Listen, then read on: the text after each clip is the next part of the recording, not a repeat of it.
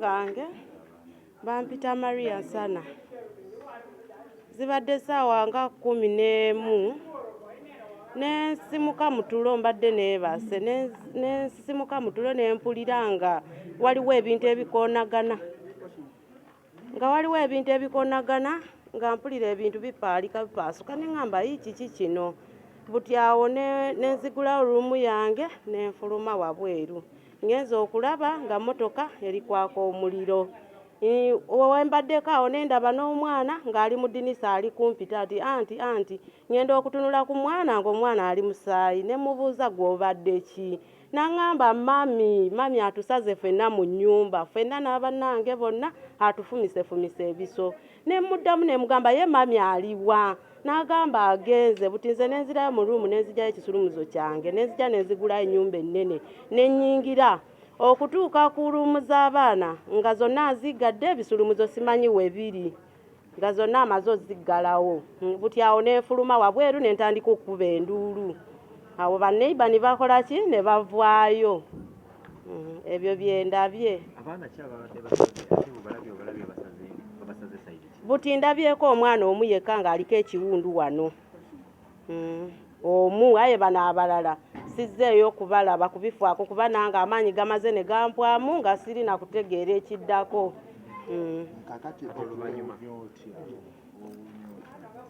Nze okuwona okwange nze mbadde mu lumu yange kuba erumu yange eriko teri wamu nabo. Oluvannyuma wenkubye enduulu baneiba ne bajja nenzija ne baŋŋamba gulawo geeti nendeeta ekisulumuzo kya geeti ng'ekisulumuzo nakyo geeti ataddeko ate kufulu endala ze sirina bisulumuzo nenkuba enduulu neŋŋamba geeti agigadde buti baneiba ne batandika okukuba geeti okubuuka obubuusi okuyingira munda okuyingira enzigi nazo nga ziriko kofulu nazo ne bazisamba ne bayingira ne batandika okuggyayo abaana ne motoka ebadde wano kumpi ne bateekamu abaana ne babatwala. Tewali. Emisana ki ekyabaddewo nga kino tekinnatuukawo? Buti emisana twabadde wano nze simanyi oba kiki omusajja yazze we yazze zabadde ssaawa 9 n'atuuka we yatuuse yasanze taapu eyo nzigule ey'amazzi nga tetumanyi nti omwana omuto agigudde n'abuuza ani akoze eki agudde taapu ffe ne tumugamba nti tetumanyi kirabika mwana omuto n'atandikira awo kola ki okuba nga ali kuyomba nnyo n'ayingira mu nnyumba buti abaana ne bafuna okutya ne badduka mu kisenge beggaliza nange ne ŋŋamba nange kaŋŋendewa mu luumu yange bino biringa ebikaaye buti ye mami n'aŋŋamba ati buti mwenna mudduka muli kundeka zekka wano ku dayiningi nze nti nange ngenze ewange we yayingidde mu nnyumba era n'asigala ng'ayomba nnyo era ne batuuka okwegwanganako nga baagala ng'oba balwane. Buti omwana omu n'akwata simu n'akubira mukwano gwa taata we najja omusajja oyo we yazze era n'ayingira ne babaako bibayogedde awo ne bakakkano ne bafuluma bo ne bagenda ffe ne tusigalawo waka. We twasigaddeyo waka nga tewali buzibu bwonna buli omu agamba munne nti bannaye tukuliko olutalo luno kino kizze kitya bwe tutyo ne biggwa. Buti zaabadde ssaawa nga 11 mami n'afuluma n'aŋŋamba ŋŋendako bbunga n'afuluma wabweru n'agenda nze sisitimu eriwo baŋŋamba kayitako mmala okutereza abaana balidde omaze obanaaza oli waddembe okwegendera mu luumu yo era nze we namaze ebyo neneekuba luumu yange mami we yakomeddewo nabadde mpulira nga gulawo geeti ayingira aye ebyaddiridde sibitegedde. Obatiridde Nsambya hospital I think so kuba tumujje ku Wenzi n'amutwala poliisi ekoze omulimu gw'amaanyi kubanga egezezaako okuleeta ambulance era twebaza Mr. Wiyo agezezaako kubanga okuva wano n'okutuuka ku Wenzi nga ali ku speed kulaba nti tutaasa abaana ne neighbor twebaza Mr. Nyakana awulidde neighbor bwe yawulidde aleese emmotoka ne bateekamu abaana abo ku speed n'omukyala ne bamuteekamu ne bamutwala ku Wenzi mu ddwaliro. Omukozi ye awulidde luvannyuma ng'ebintu bikuba byabika ng'amanyi nti oba biki motoka ng'olwo yabika emipiira omuliro gugikutte kati omukozi agenza okuzuuka ng'awulira abaana baleekaana era n'akuba enduulu tasula nabo mu nju y'omukozi asula mu boys quarter.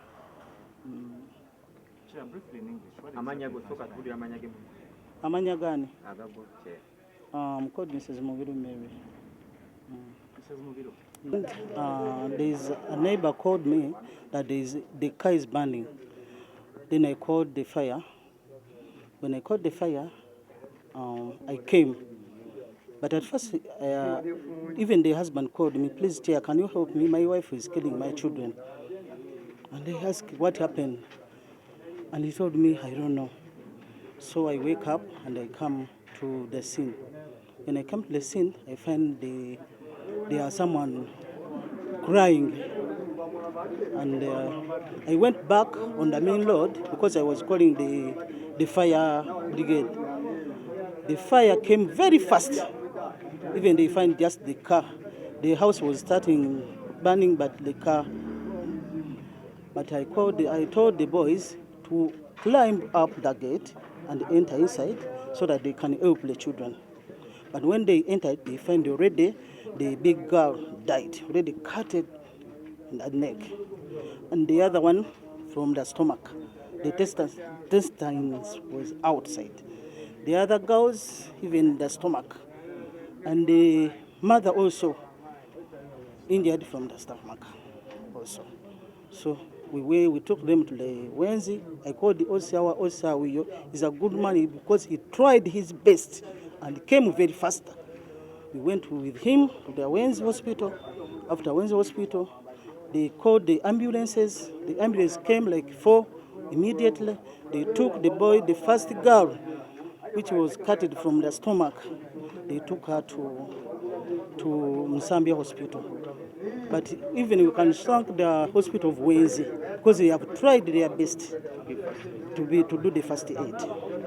So that is what I can state. At the time of this incident happened, where was the husband? The husband told me he was in Namasura. How many children do they have and how many are fatal? Like how many died? They have 5 children and 2 died. The last and the first.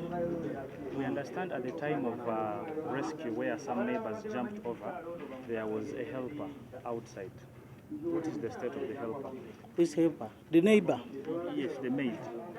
The maid was in her room, but the neighbor of Mr. Nyakana is the one who came with the car, and they left the children to take to the hospital. And right now, police took some bodies To the hospital. Yes. That is the bodies of the 2 that died. Yes. And then 3 of them. No, the police took them to the hospital. In Zambia, one in Zambia, and the others took them to Malawi. So the body of the girl, now they have taken them, I don't know where. Thank you So, so Chairman, much. what time? That was at around what time? At around 5:30. 5:30. That's when they called me. So had they ever reported any case of violence? No, never. And do you know about these people around here? I know them, but I don't know what happened to them now. What are their nationalities? The man is a Mali man, and the wife is a Kenyan. She's a Kenyan. You've not heard of any issues? Any issues from them? No, never. Basawo ne bannyabo amanya nze Sebandika Atanasi nga ndi mutuuze ku kyalo Kalungu Bunga. Mawulire ga nnaku nnyo bwe tukedde ku makya wano nga waliwo poliisi. Tetubuuza poliisi ati kiki kyenonye wano.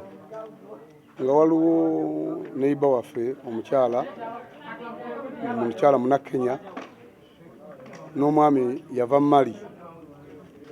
Badde balina abaana 5. Okubuuza ku batuuzaawo nti ate omukyala afumisa abaana be yeezaalira abaana 5. N'abafumita ebiso abaana 2 abaana bonna bayisiddwa bubi naye bagamba 2 bayinza n'okufa. Abamu bafudde, abamu era bali mu mbeera mbi. Mawulire ga nnaku era ga ssanyu, mawulire ga nnaku kibi nnyo. Kubanga omukyala abadde mukyala mukwata mpola nga tuyitawo mu mmotoka ozi nga tutuma tendalina buzibu. Ne twebuuziza omutima ogujja gujja okulaba nga n'afumita abaana beyeezaalira n'emmotoka n'azokyayokya n'efumita naye ebisonga agakwetta kitugamba bannaaye simu kigenda mu maaso mu ggwanga mawulire ga nnaku nnyo era tuli mu nnaku y'amaanyi nnyo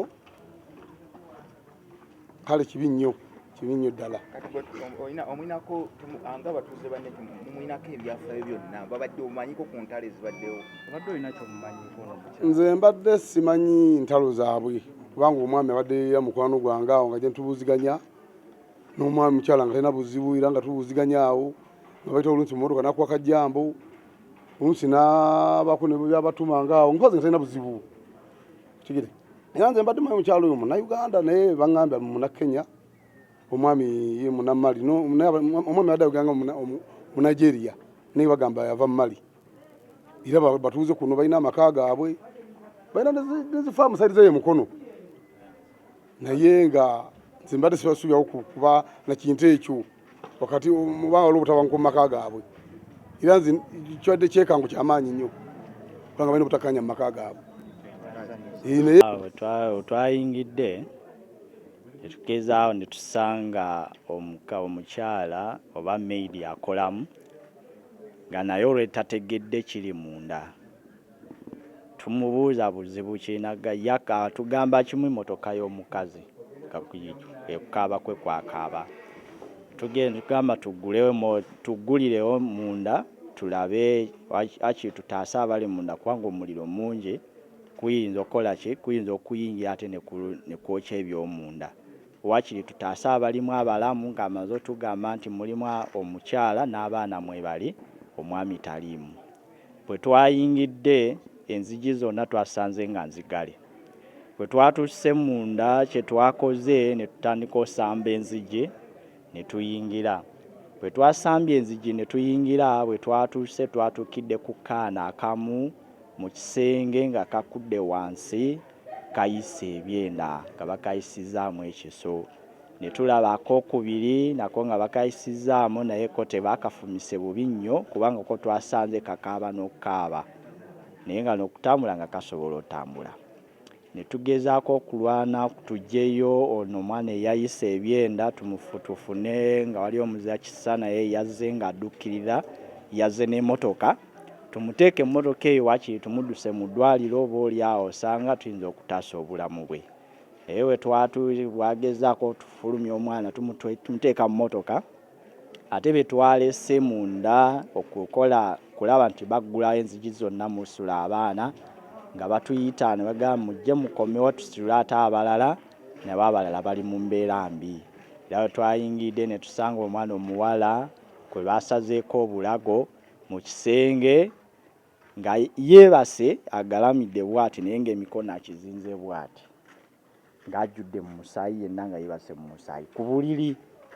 tetugezaako okulaba nti tumuggyeyo wakiri oba osanga ng'akyali mulamu naye tumukatte kwoli tubadduse mu ddwaliro twagenza okugezaako okulaba nti tumuya okulaba nti tuggyeyo emikono nga bwe yadde akikase bw'ati ng'emikono giraaliddeyo ne tutegeera nti yakoze ki yamaze okufa oyo ne tumuleka ne tusanga munne amuddako nga yali mu kukaaba ye yatuyamye nga yoludde alinako yalina essimu naga agezaako okubira taata we essimu nga taata we takwata ssimu ne tumubuuza nga bwe bibadde nagamba bino byonna ebituuseewo maama yakoze ki maama yabikoze ne tubuuza maama aliwa natugamba maama ali mu kisenge era bwe twayingidde mu kisenge kya maama naye oluggi lwa maama twasambye lusambye kuba nalwo adde yeekaliddeyo ne twamutuukidde era ne twamusanze ali mu kitaba ky'omusaayi ne tugezaako okumutuukako okumubuuza bye tugeza okumubuuza mbeera ki gy'alimu nga tasobola kwogera naffe ne tumusitula ne tumufulumya ne tumugattako n'abaana bana ne tubaddusa mu ddwaliro ku Wenzi Medical Center. Kati we twatuseeyo eri nga tugezaako era okugira ne maama oba oli awo alinamuuko akategeera asobole otubuulira nsonga ki baabayingiridde oba waabaddewo obuzibu kuba ffe omwami tetwamulabyeko nga tumanyi ffe birina ebirowoozo nga tulowooza oba omwami yakikoze n'adduka kuba tetwamusanzeemu. Ne balyoka batugamba nti omwami teyasuzeewo, yakolye nga bwe yagenze teyakomyewo, yasuze wabweru.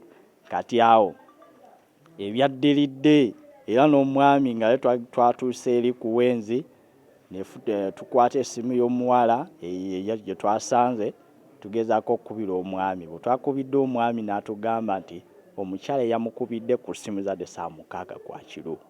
We yabadde n'amugamba olwaleero ngenda kutta abaana nange nette. So bwe bityo bwe byabadde. Omukyala agoganye tumwagalizaako kumubuuza ekyabaddewo tayasobodde kwogera. Talina kyonna kigambo na kimu kyamuvuddemu okwogera naffe. Ne bwe twabadde eri mu ddwaliro abasawo bagezaako omubuuza ki ekibaddewo biki nga tayogera. Abaana abakoseddwa badde bameka? Abaana abakoseddwa abaana bonna badde 5. Bonna bawala, bonna babuwala. Omwana omukulu kwe yasazeeko obulago ye yafiiriddewo.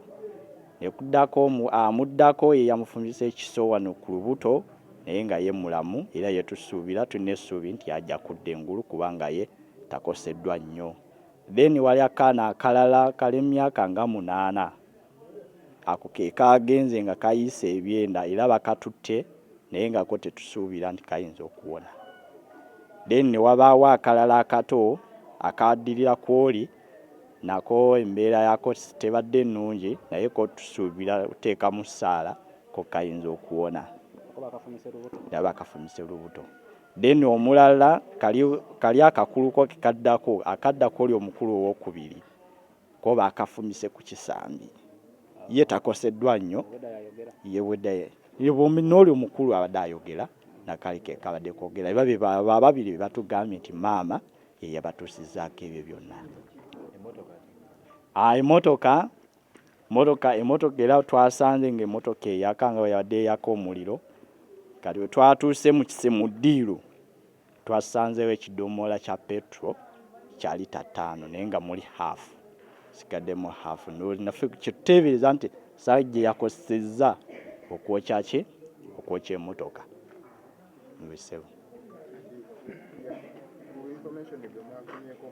Kati awo bwenzira ku ekyo ffe twadusizza bano abalwadde ebisinga tetwabitegedde bulungi naye ate twagenza ofuna luvannyuma ku baneiba abamu nga batugamba nti basoose ofunamu obutakkaanya omwami n'omukyala emisana ne balwana. Ti mu kulwana ne omwana omukwana adda ku mukulu yafulumye geeti n'afulumya ebweru okuyita abali ebweru babayambe ng'abagamba nti taata akola ki atuga maama. Kati be yayise baneiba nabo ne batya yagaffe tetusobola ayingira mu kikomera ky'omuntu kubanga buli omu abeera n'ebintu by'osanga alinayo ekyokweyinda kye ayinza okukola ki olw'obusungu obungi ate nakola ki nakuggyako obulamu. So bo ne batya okuyingira tebaatuuseeyo. Kati we byagweredde omusajja olw'obusungu obungi ye n'afulumamu n'akola ki n'agenda nga bulijjo naye omukwe teyakomyewo. Kati mu lutakomawo awo omukazi ate we yafunidde obusungu okulaba nti asannyawo abaana be. I'm Gift Atuhire, Deputy RCC for Machinde Division. I'm at the scene where the incident happened in Karungu. A woman killed her 2 children. Her firstborn was 14 years, called Daisy, and the last one who was 5 years. I've reached on the ground. I've tried to talk with the housemaid, and she told me that she has stayed with them for 3 years, and she has never seen them with issues in the house. Not until this same year, 2026, in June, when she came to know that a man got another wife somewhere else. So that's when they started having some misunderstandings. So they've been having some small misunderstandings in the house, but she has never seen them like fighting in the house. She again told me yesterday when the man came back, it was at around 3 p.m. She came and found he found the water flowing on the floor. and he was so mad about them, and the children were so scared. They were so scared. They ran away, and of course, they went to the maid and told her, "Dad is so mad at us. We are so scared." And his wife Dorothy was inside the house, because I'm told she wasn't working. So, like when he entered the house, he started fighting with the wife as well. He was trying to, like they were fighting in the house. So the maid says, like, it wasn't a very big issue. He managed to beat some few children, but it wasn't all that, like something maybe you can suspect that this is going to happen. So like at around 5 p.m., that Mrs. Dorothy told the maid that I'm going to the trading center. But of course the maid didn't know what she was going to do. She came back as usual. She entered the house. They prepared supper. At night, they slept. So at around 4 a.m., that he had some noise outside, because she sleeps in a separate house in the boys' quarter, and the bosses were sleeping in the main road, in the main house. Sorry. So she had some noise, and she was like, "What's going on?" So she checked on the phone, and it was coming to 5 a.m. So she was like, "Let me go outside and see what's taking place." Reaching outside, the whole gate was full of fire. Actually, the woman burnt even the car they had inside. It was full of fire, and one child was standing in the window. So she called her, "Auntie, come and rescue us. Mommy is trying to kill us. So come and rescue us, please." The maid tried. She was so scared. She came at the gate, like trying to call the neighbors, but the gate was closed. The woman changed the padlocks. She changed the padlock, so the girl had no way of rescuing them. Even getting a copy of the key to the main house, she found that the woman had changed everything. She had no way of helping them out. So she made some noise on the neighbors. There is a certain neighbor who came, and they started from there. Now it's confirmed that 2 kids are dead, the firstborn, who is 14 years, and the lastborn, who is 5 years. Other 3 are still admitted at Mulago Hospital. To my fellow women, even if you have issues with your husband, please protect your children. They have nothing to do with this. They don't have anything like to do with your issues in your marriage. What she did, it's not good at all. Those children had their rights to live, and their issues in marriage was none of their business. Dear women, let's stop this. Let's stop this. Even if you have issues with your man, at least separate, move away, but leave children to move. We need our Ugandans to be safe. We need our children to be safe. Thank you so much. It's so sad, and may the deceased rest in peace. Thank you. Bampita Gift Atuhire, Deputy RCC for Machinde Division. Banange tuvumirire ekikolwa kino era Atuhire, Deputy RCC for Machinde Division. Kuno kuwabula kugenda eri abakyala banange. Bw'obeera ng'olina ensonga yonna ne bbaawo, mbasaba temubiteekamu baana. Abaana abo tebalina musango, bye muyitamu tebabimanyi, bye muyombera oluusi nabyo tebabimanyi. Tebalina musango okuyingira mu nsonga zammwe. Abaana mubaleke balina eddembe lyabo, ensonga zaabwe muzisotinge ne babba bamwe. Kati ekikolwa kino ekituuseeko wano, banange kyanaku, ntuuseeko kyanaku, njogeddeko ne maid, byambuulidde, nangamba wadde ne issues bwe ziba nga weeziri, banange teyandise bana baana ndengeddeko ebifaananyi mu nyumba, babadde baana balungi, omuwala ng'akuze, oyo first born ng'ali 14 years, omuto nga ali 5 years nga baana balungi. Banange teyandikikoze era nkivumira abakyala mukireke musootinge issues zammwe ne ba partners bamwe naye abaana temubayingiza mu nsonga zammwe kubanga twetaaga Uganda nga abantu babayina eddembe n'abaana baffe nga bayina eddembe. Mwebale nnyo, mwebalire ddala.